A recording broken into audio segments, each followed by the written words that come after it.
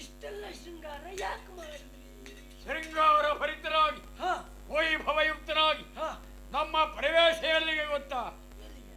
ಅಶೋಕವನದಲ್ಲಿ. ಅಲ್ಲಿರುವ ಅವಳು ರಾಮನ ಮುದ್ದಿನ ಪಡೆದಿರುವಂತಹ ಸೀತಾದೇವಿಯನ್ನ ನಾವು ತಂದಿರಿಸಿದ್ದೇವಲ್ಲ. ಹೌದಾ? ಅದು ಅಶೋಕವನ ಅಲ್ಲ, ಅದು ಶೋಕವನ. ಶೋಕರಹಿತವಾದ ಅಶೋಕವನ.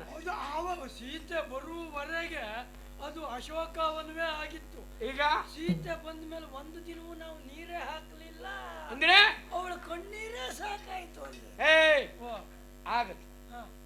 ಸೀತಾದೇವಿಯ ಕಣ್ಣಲ್ಲಿ ಹೊರಹೊಮ್ಮುವ ನೀರು ಅದು ದುಃಖದ ಕಣ್ಣೀರಾಗಬಾರದು. ಆನಂದಾಶ್ರು ಅಷ್ಟು ಧಾರೆ ಹರಿದು ಈ ರಾವಣ ಅಂತರಂಗವನ್ನು ಮುಟ್ಟಬೇಕು, ತಟ್ಟಬೇಕು. ಅವಳ ಸಂತೋಷದ ಕಣ್ಣೀರು ನೀವು ಸ್ನಾನ ಆಗಬೇಕು. ಆ ಸಂಬಂಧವಾಗಿ ಪ್ರಯತ್ನ ಪಡುವುದಕ್ಕೆ ನಮಗೆ ಅನುಕೂಲರಾಗಿದ್ದಾರಲ್ಲ ಅನುಕೂಲ ಸ್ತ್ರೀಯರು ಅಲ್ಲಿ ಹೋಗಿ ಏನು ಮಾಡಿದ್ರ? ಲೋಕದಲ್ಲಿ ಒಂದು ಮಾತು ಹೇಳಿದ್ರು, ಏನು? ಹಾಳು ಮಾಡುವುದು ಹಾಲು, ಮಗ ಮಾಡುವುದು ಮಜ್ಜಿಗೆ, ನಾನು ಮಾಡುವುದು ಉಪ್ಪಿನಕಾಯಿ. ನಿನ್ನೆ ಸರಿ ಅದು. ನೀನು ಉಪ್ಪಿನಕಾಯಿ ಮಾಡುವವನೇ, ನಿನ್ನ ಮಗ ಮಜ್ಜಿಗೆ ಮಾರುವವನೇ. ಹಾಗಲ್ವಾ? ಹಾಳು ಮಾಡುವುದು ಹಾಳು, ಮಗ ಮಾಡುವುದು ಮಧ್ಯಮ, ನಾನು ಮಾಡುವುದು ಉತ್ತಮ. ನಾನು ಉಪ್ಪಿನಕಾಯಿ ಹಾಗಲ್ಲ. ಅಲ್ಲ, ಒಬ್ಬೊಬ್ಬರು ಒಂದೊಂದು ವಿಧವಾಗಿ ಹೇಳಿದರು, ಉಪಮೆ ನೀಡಿದರು.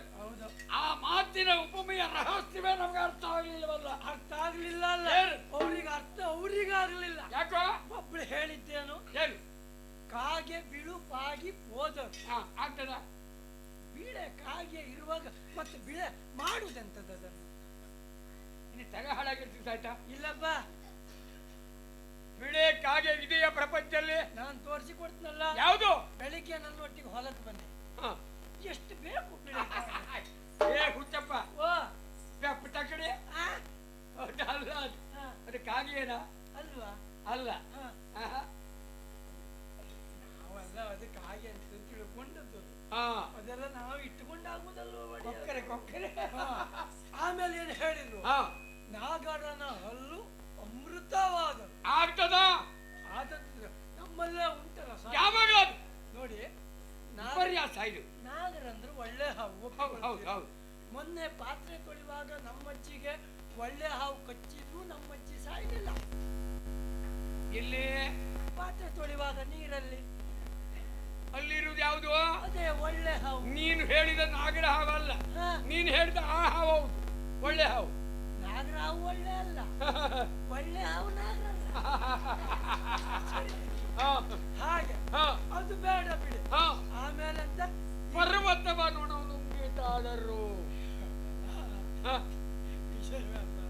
ಏನೋ ನಾನು ಬೆಳಿಗ್ಗೆ ನಿನ್ನೇನು ಘಟನೆ ಇದು ವರ್ಷದ ಹಿಂದಿಂದಲ್ಲ, ನಿನ್ನೇನು ಘಟನೆ ಅವ್ರಿಗೆ ಗೊತ್ತಾಗೋಯ್ತು. ನಾನು ಹಿಂದಿದ್ದಲ್ಲ.